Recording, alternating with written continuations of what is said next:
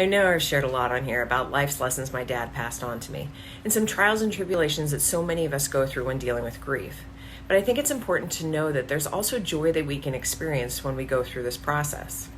When we knew that the end was coming sooner rather than later for my dad, he knew it was important to hand off some of the relationships to me that he knew I would need to strengthen once he was gone.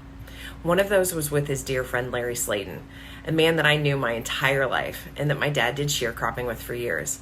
He had Larry come over to the house and give me a little farming 101.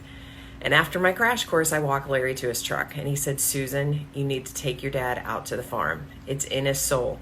It's such a big part of who he is, and that's where he finds joy." So I walked back into the house and I grabbed the keys to the truck and I said to Dad, "Let's go."